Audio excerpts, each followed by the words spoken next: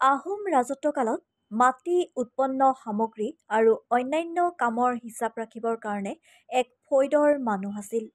তেওঁলোকক কাকতি বোলা হয়। দৈবজ্ঞ, কায়স্থ আৰু কলিতাৰ পৰা কাকতিক বাচিছিল। কাকতিৰ কেইবাটাও খেল আছে।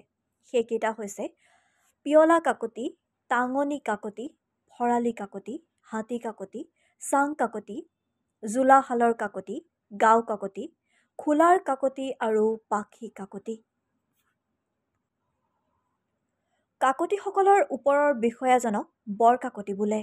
বৰ কাকতি ৮জন।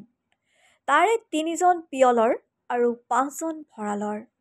আনহাতে নামনিত বৰফুকনৰ লগত ২ ফৈদ কাকতি আছিল। এফৈদ কলিতাৰ আৰু আন ফৈদ গণকৰ। কাকতিৰ বিভিন্ন ফৈদসমূহৰ বিষয়ে আলোকপাত কৰা হ'ল। পিয়লা কাকতি।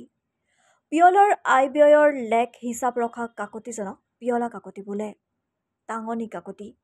দেশৰ সৰু এভাগৰ লেখ বুজা কাকতিজনক টাঙনি কাকতি বোলে। ভৰালি কাকতি। ৰজাৰ ভঁৰালৰ আয় ব্যয়ৰ হিচাপ ৰখা কাকতিজনক ভৰালি কাকতি বোলে। হাতী কাকতি। হাতী কাকতিয়ে হাতীশালৰ আয় ব্যয়ৰ হিচাপ ৰাখিছিল। চাং কাকতি। চাং কাকতিয়ে ভৰালি কাকতিৰ পৰা উৎপাদন ভগনৰ বোজ লওঁতা আছিল। জোলাশালৰ কাকতি।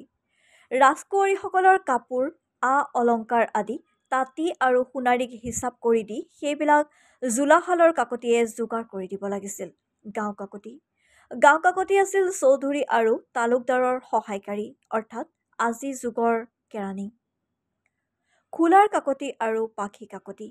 এই ২ কাকতিয়ে পাইকৰ হিচাপ আৰু কোন পাইকে ক'ত খাটিব লাগে আৰু কাক কি বস্তু যোগান ধৰিব লাগে তাৰ হিচাপ ৰাখিছিল।